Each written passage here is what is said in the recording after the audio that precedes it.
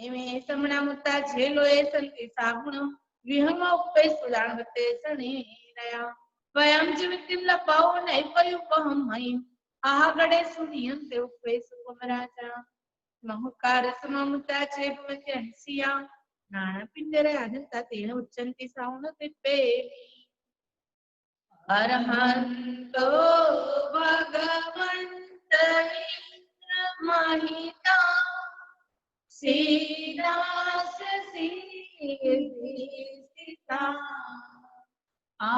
आचार्यो जिन शासनो नतिपरा पूज्या उपाध्याय श्री सिद्धांत सुपाठ्य मुनिवरा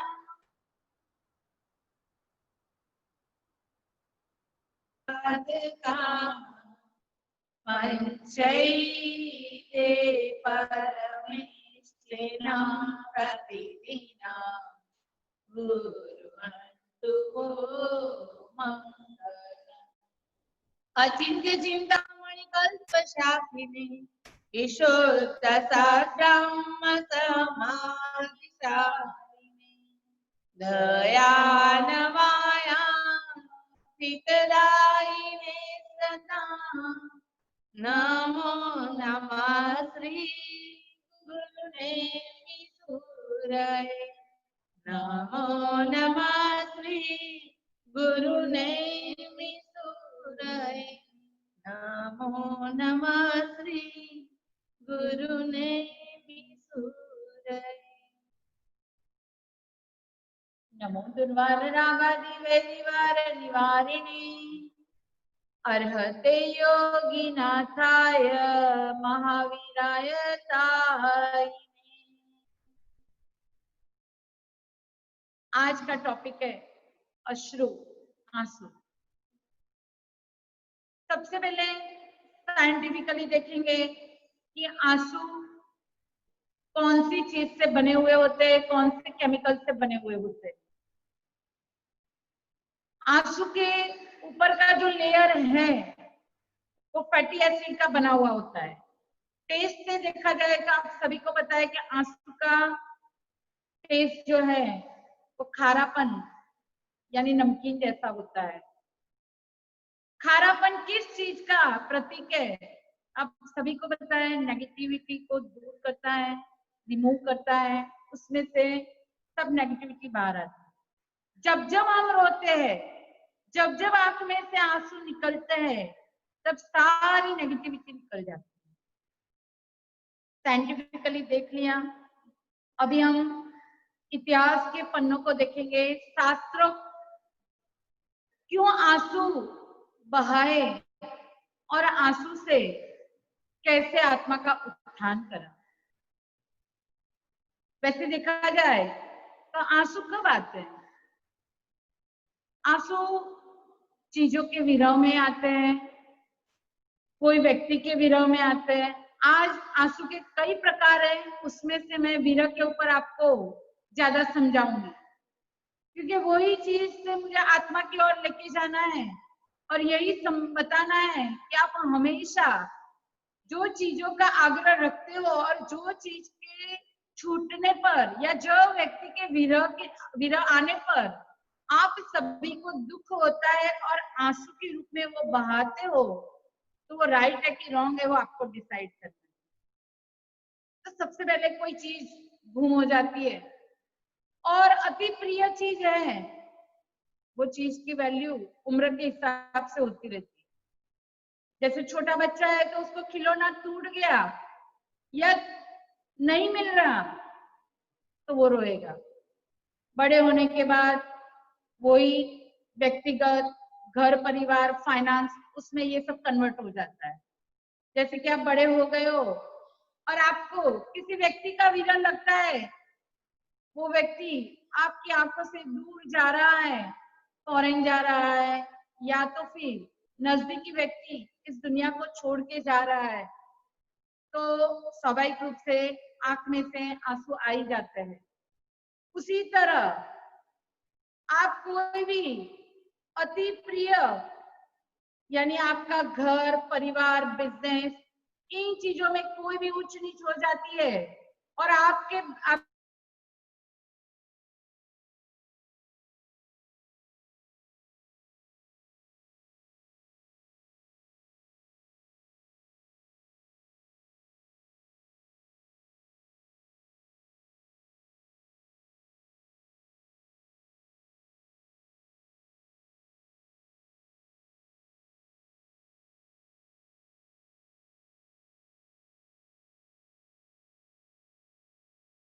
हुए पड़े हैं, गेहूं भरा हुआ है, चावल भरा हुआ है, एक एक दाने से वो कोठार भरता है।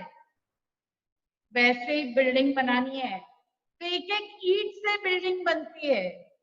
वैसे ही आप कोई भी चीज को देख लो, सागर है, एक एक बूंद से सागर, समुद्र या नदी भरी हुई होती है।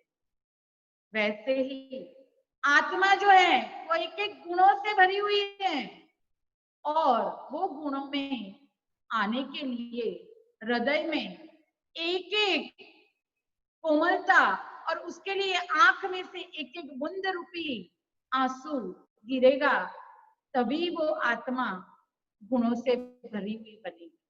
अभी हम देखें तो शालिभद्र और धन्ना,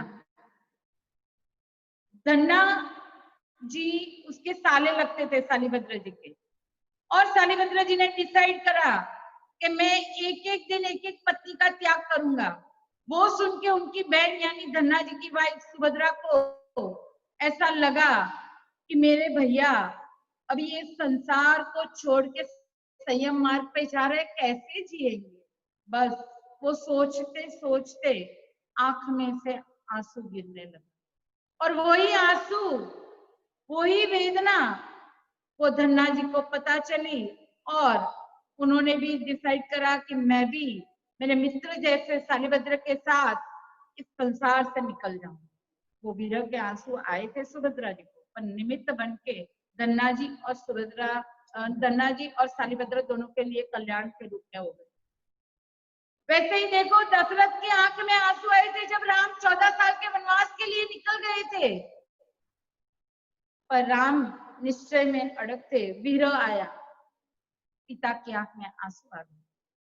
गौतम स्वामी को विरह लगा था प्रभु महावीर का और आंख में आंसू आ गए, एक एक बूंद जा रही थी और एक एक राग की कड़ियां टूट रही थी और अचानक आत्मस्वरूप की जागृति हो गई।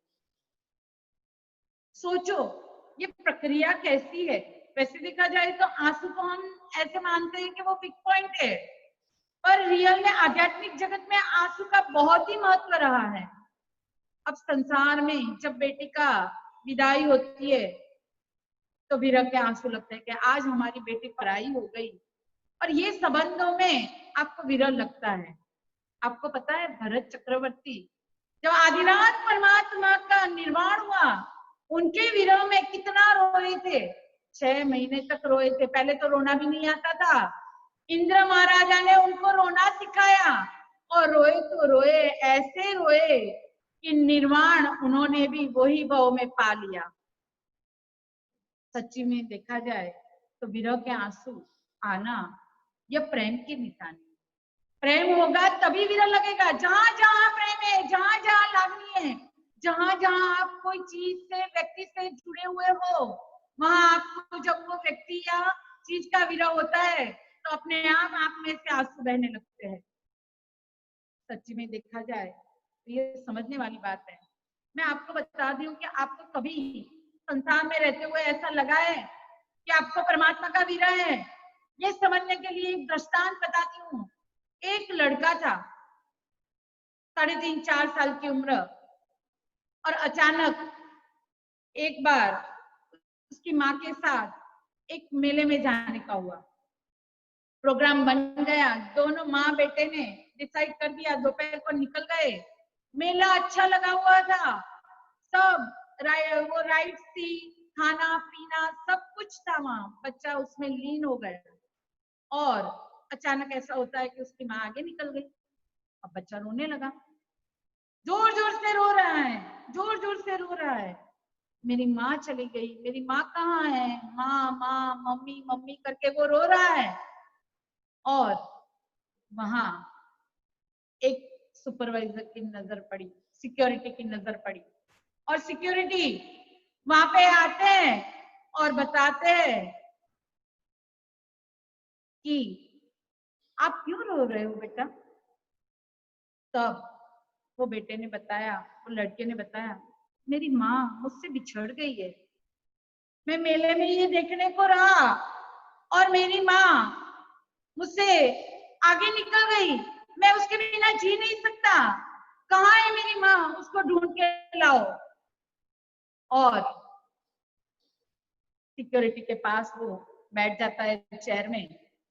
सिक्योरिटी बहुत ही अच्छे इंसानियत के नाते उसको चॉकलेट दी, बिस्किट दिया, कुछ खाना पीना दिया, और उसका ध्यान ही नहीं था।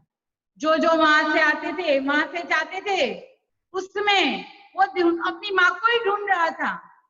क्यों वो रो रहा था, वो बच्चा क्यों रो रहा था, यहाँ सबसे बड़ा क्वेश्चन है कि वो बच्चे की आंख में आंसू क्यों था। सिंपल है, उसकी माँ बिछड़ गई, माँ बिछड़ गई थी, और उसको पता था कि माँ नहीं मिलेगी तो पूरी रात उसको सिक्योरिटी के साथ रहना पड़ेगा, और वहां पे उसको अच्छा नहीं लगेगा। वो अपने कंफर्ट जोन से अभी बाहर था, उसको रियलाइज हो गया था कि माँ मिल गई यानी मैं सेफ हूँ। वैसे ही अभी अपनी जीवन की ओर जाता, हमसे करुणा की मूर्ति ऐसे वितराग परमात्मा बिछड़ गए हैं, उनका विरल लगता है हमें क्या। कभी ऐसे सोचा कि परमात्मा सिद्धिशिला पे और हम इधर भव भ्रमण कर रहे हैं, कब उनसे मिलन होगा, कब मैं वहां पे पहुंचूंगा, ऐसे कभी हुआ है? ऐसे कभी हुआ है कि हे परमात्मा आप स्वयं ब्रह्मास्त्र हो, आप ज्ञानानंद में हो, मैं इधर अज्ञानता में डूबा हुआ हूँ, आप निजानंद में हो और मैं पर में आनंद लेने वाला हूँ। आप स्व के अधीन हो गए हो और मैं अभी तक पर में डूब रहा हूँ। आप स्व चिंतन में हो और मैं पर चिंता में हूँ। हमेशा ये बात ध्यान में रखो, परमात्मा के साथ जुड़े बिना अपने आत्मा का कल्याण नहीं हो सकता। इसीलिए विरह के आंसू आने चाहिए। आंसू आते हैं बहुत सारी चीजों के, अगर आपके घर पे रेड पड़ गई, इनकम टैक्स वाले आ गए, तुरंत ही टेंशन, और कुछ भी नहीं होगा तो क्या होगा, चिल्ले, और लास्ट में क्या आंख में से आंसू गिरने लगते हैं। क्या करे, लाचार। पर ये सारी चीजों का विरह तब भी लगता है कि आप वो चीज की वैल्यू करते हो। आत्म तत्व की वैल्यू करिए कभी नहीं, क्योंकि उसको जाना ही नहीं। उसके लिए भी एक दृष्टांत ले लेते हैं। एक इंसान था, उसने एक देव की आराधना कर दी, और देव की आराधना करके वो जब लौट रहा था तब अचानक देव प्रकट हुए और उसको श्राप दे दिया कि तू आज से तेरा ओरिजिनल स्वरूप गंवा दे, तेरा ओरिजिनल स्वरूप गंवा देगा, यानी तेरी परछाई जो है वो अभी नहीं दिखेगी। उसने सोचा इसमें क्या बड़ी बात है, ठीक है बोल के चला, परछाई नहीं दिखेगी बस, निकल गया, गांव में एंट्री ली, सब दौड़ने लगे इधर उधर। वो पहले टेंशन में आ गया कि मुझे देख के ये सब भाग क्यों रहे। अचानक सबको अवॉइड करते करते वो अपने घर तक पहुंचा। जैसे ही उसकी पत्नी ने उसको देखा, बच्चों ने देखा, फटाक से दरवाजा बंद कर दिया। तब उसको थोड़ी वो चिंता हुई, ऐसा क्या हो गया कि ये सब मुझसे भागते हैं। थोड़ा चिंतन मनन करा, तब उसको पता चला कि मैंने मेरी परछाई गंवा दी, यानी मैंने अपने खुद के स्वरूप को गंवा दिया है। हम भी इधर उधर भाग रहे, फिर भी अपने आत्मा को गवाया, उसका विरह कहाँ है, उसका रियलाइजेशन कहाँ है, उसका इंट्रोस्पेक्शन कहाँ करते हो। कभी आंख में से आंसू गिरा कि मुझे अभी तक भव भ्रमण करना पड़ रहा है, मुझे अभी तक वो चीज नहीं मिली, बेटा चला गया या पिताजी चले गए, माँ चली गई या बेटी चली गई, उसके विरह में पूरी जिंदगी निकाल देते हो और डॉक्टर की दवाइयां खाते रहते हो कि डिप्रेशन हो गया है, स्ट्रेस आ गया है, और उसमें पूरी जिंदगी रहते हो। पर कभी सही तत्व को जानो। सही तत्व को जाने बिना अपने आत्मा का कल्याण नहीं कर सकते, और सही तत्व को जानने के लिए परमात्मा का विरह लगना चाहिए। विरह के आंसू को ब्राह्मी वेदना बोला है शास्त्र में। यह ब्राह्मी वेदना होते ही आपको परमात्मा के प्रति आसक्ति बढ़ जाती है, और बाकी सब चीजों से आप डिटैच होते जाते हो, प्योरिटी बढ़ती जाती है, और डिवाइन एनर्जी आप अपने आप गेन कर लेते हो। अपने अंदर है ना कच्चा हीरा पड़ा हुआ, वो कच्चे हीरे के ऊपर कैसी प्रोसीजर होती है, पॉलिस्टर के फॉर्म में होता है, और उसके ऊपर जैसे जैसे प्रोसीजर होती है और वैसे वैसे उसका चमक बाहर आती है। वैसे ही ये आत्मा जो है उसको प्योर करना है, तो सबसे बड़ा शस्त्र यही है, जिससे नेगेटिव फॉर्म में संसारी लोग रहते हैं। पर सच्ची में बोले तो विरह जो है, विरह लगना और उसके आंसू आना, वो वीकनेस की साइन नहीं है, परंतु आपके परमात्मा के प्रति कितना लगाव है, उसका आपको रिजल्ट आपके आंसू बताते हैं। जैसे जैसे आंसू निकलते हैं, एक एक कर्म टूटता जाता है, एक एक नेगेटिविटी निकलती जाती है, और आप सही समझ आपके अंदर आती है, मिथ्यात्व चला जाता है, अज्ञान का पर्दा टूट जाता है, और ज्ञान की जो ज्योति है वो प्रकट हो जाती है। इसको प्रगटाना आसान नहीं है, उसके लिए परमात्मा का विरह लगना बहुत ही जरूरी है। इसीलिए तो वो कड़ी भी है ना, सिद्ध सिलाई तेरा ना संसारे नाथी गम तू राह जो क्या सूदी, सिद्ध सिलाए तेरा ना संसारे नाथी गम तू। सिद्ध सिला पे, हे परमात्मा आप मुझे बुला लो, ये संसार अच्छा नहीं लग रहा, ये संसार में શું કીધું છે, संसार खारो छे संयम लीलो बाग छे।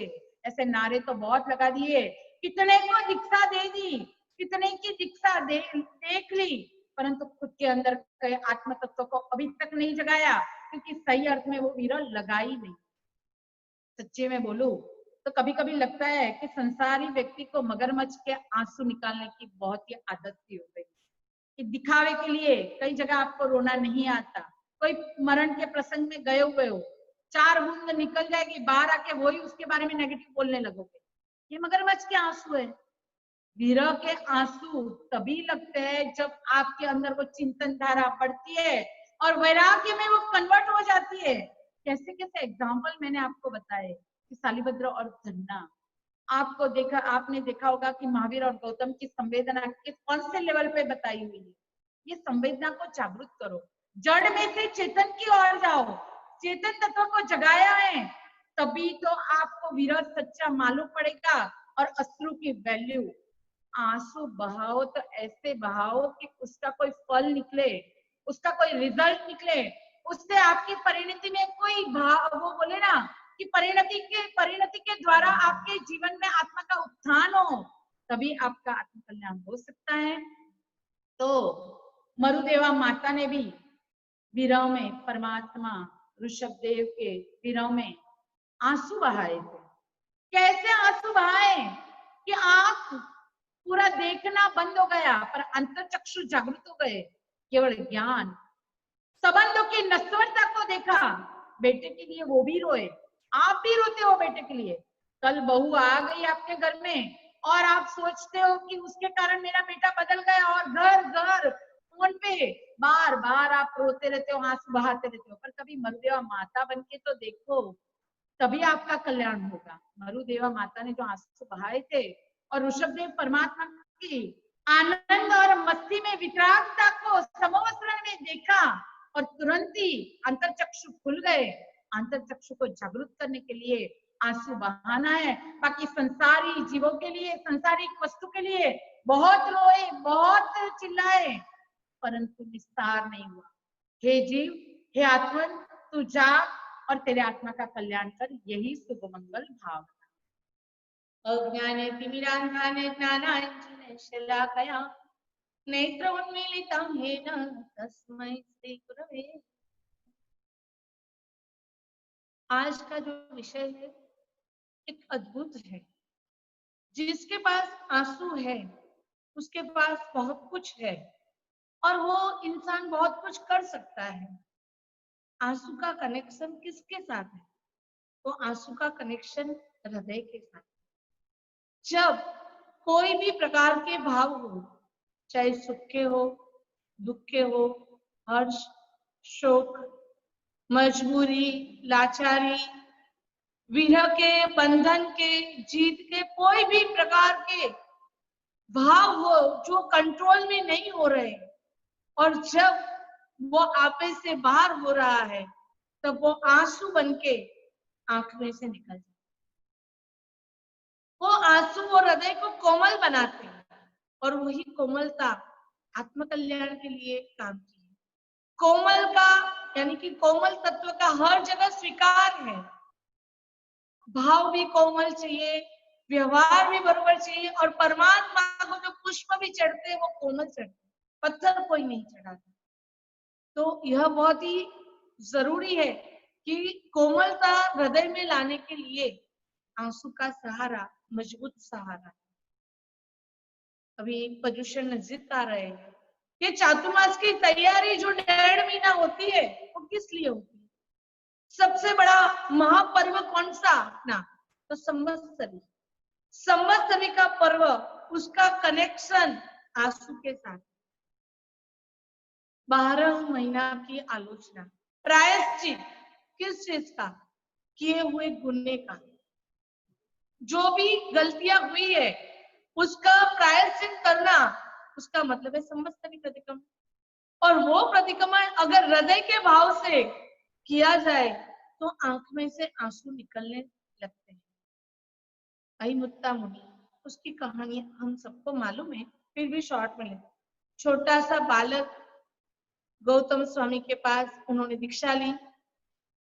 फिर जब वो जंगल की ओर जा रहे थे, छोटे छोटे बच्चों को वो कागज की नाव बना के पानी में तैरते हुए, तराते हुए देखा। उनको भी मन हो गया, उन्होंने पात्री को वही पानी में तैरने के लिए रखा। आने के बाद जब बोला गुरु ने कि ये क्या हुआ, बस पानी के जीव की मेरे से विराधना हो गई। इलिया विद्या करने का आदेश किया। जैसे इलिया विद्या करने बैठे और वही सिर्फ इलिया विद्या सूत्र में पणग दग पानी वही उनके चिंतन धारा में चढ़ गया, और वो प्रायश्चित के रूप में केवल ज्ञान प्रदान करते। घटना कोई भी हो, लेकिन जब तक वो घटना हृदय स्पर्शी नहीं होती तब तक आंसू नहीं आते। कई लोग, कई घटनाएं हमारे संसार के अंदर आप लोगों को देखने को मिलती होगी। हर घटना आपको हृदय स्पर्शी नहीं होती। चाइना में जब तक कोरोना था उसकी इफेक्ट उतनी नहीं थी। जब इंडिया में आया तो भी उसकी इफेक्ट नहीं थी। बंबई में आया तो भी इफेक्ट नहीं थी। लेकिन जब वो घटना अपने ही पहचान वालों में बनने लगी, अपने ही नजदीकी लोगों में बनने लगी, तब वो कोरोना का रियलाइजेशन हृदय से हो गया। तो कैसी बीमारी आ गई, अपने ही लोग दूर होते जा रहे हैं, अपने ही लोगों को तकलीफ होती है। वो जब बीमारी का रियलाइजेशन कब हुआ? जब वो नजदीक में आया, जब वो हृदय स्पर्शी हुआ, तभी उसका इफेक्ट होता है। अभी 2-3 दिन पहले ही हमें पेपर में पढ़ने में आया कि जो कोरोना के कारण जिसको ब्रीथिंग प्रॉब्लम होती है तो कई इंजेक्शन होते हैं वो देने के होते हैं। एक बाप ने सुबह 11 बजे से लाइन में खड़ा रहा वो इंजेक्शन के लिए, शाम के 8 बजे तक उसको वो इंजेक्शन नहीं मिल पाए। ऐसे 4 दिन से वो दौड़ रहा है। उसका जुआन जो बेटा आईसीयू में है। जब तक वो इंजेक्शन नहीं दी जाएगी उसको ब्रीदिंग प्रॉब्लम बढ़ती जा रही है। मजबूर है वो बाप, लाचार है कुदरत के सामने, अपने कर्म के सामने, तब उसके आंख में से आंसू गिर गए। मैं मेरे ही बेटे को तड़पते हुए देखता हूँ और कुछ नहीं कर पाता हूँ। ऐसी अभी के ये महामारी के समय में बहुत ही मजबूर लोग देखे, और वो मजबूरी में आंसू, मजबूरी के आंसू भी आत्म कल्याण के लिए, ऐसे बोलो कि उसके परिणाम बदल देते हैं। तो प्रायश्चित के आंसू, मजबूरी के आंसू, लाचार, गरीब के आंसू होते वो लाचारी, वो लाचार है, उसके पास खाने के लिए नहीं है, पहनने के लिए नहीं है, रहने के लिए घर नहीं है, पूरी जिंदगी रोता है। अमीर का बेटा एक बार रोता है, घर के सब लोग उसके पीछे आ जाते हैं कि भी क्या हुआ बेटा, क्यों तकलीफ हो गई, इसको किसने चिल्लाया, ऐसे। और गरीब का बेटा रोज रोता है तो भी उसको कोई देखने वाला। आंसू की देखो तरतमता, उसका बाप बिल्डिंग बन रही है, उसके अंदर काम कर रहा है और रास्ते पे बैठा बैठा रो रहा है, किसके लिए, एक रोटी के लिए, पानी के लिए तड़प रहा है। ये सब लाचारी। उसके बाद आता है सुख के आंसू और दुख के आंसू, यानी कि हर्ष और शोक के आंसू। हर्ष के आंसू क्या काम करते हैं? जब आपने कोई इच्छा की कि मुझे ये मिलना चाहिए और जो अचानक से आपको मिल जाता है तो आंख में से आंसू बरस जाते हैं। कभी कोई सरप्राइज पार्टी हो जाती है कि आपने सोचा नहीं और आपके ही अपने लोग से मिलने आ जाते हैं तो आपकी आंख में से आंसू आने लगते हैं। तो ये हर्ष के आंसू भी एक अलग प्रकार के हैं। और शोक के आंसू, जहाँ बहुत गहरा दुख होता है, पूरे परिवार महामारी में खत्म हो रहे हैं, तब शोक हो जाता है, अंदर से दुख हो जाता है, और उसके भी आंसू एक अलग प्रकार के आंसू। ये सभी आंसू से उत्तम आंसू कौन से हैं? तो जो कर्म खपाने के लिए परमात्मा के सामने जो आंख में से आंसू आते हैं, वही आंसू उत्तम निचोड़ लाते हैं। वही आंसू अपने आत्म कल्याण के लिए है। अभी देखो, हमें तो आत्म कल्याण करना ही। आंसू तो जिसको नहीं आते उसे ऐसा लगता है कि मैं ऐसी सब चीजों में नहीं मानता, लेकिन जिसको आंसू आते हैं उसका तो कल्याण ही हो जाता है, क्योंकि उसकी भावधारा जैसे बढ़ती जाती है उसके हृदय के भाव कोमल हो जाते हैं और प्रायश्चित करके अपने मोक्ष मार्ग की साधना। आंसू के लिए इतना तो समझना जरूरी है कि अगर आपको आत्म कल्याण करना है तो बिना वजह के आंसू की जगह स्व आत्म का कल्याण हो, पाप से अटको, कर्म बंध से अटको, उसी तरह के आंसू आए, ऐसा हृदय का भाव बनेगा तो ही वो आंसू आएंगे। और जब तक वो आंसू सही तरीके से आप नहीं समझ पाएंगे तब तक वो कर्म बंध का कारण भी है। तो आप इतना समझो कि अपने आत्म कल्याण के लिए ये आंसू को पहचानो और सही तरीके से आगे बढ़ो, यही शुभ मंगल भावना। कल का प्रवचन का टॉपिक है चरण। चरण का मतलब होता है पैर। अभी वो चरण के टॉपिक पे हम कल चिंतन करेंगे, यही शुभ मंगल भावना के साथ। सर्वमंगल करते हैं। सर्व मंगल मांगल्यम सर्व कल्याण कारणम प्रदानम सर्व धर्माणाम जयम जयति सा। बोलो जिन शास्त्र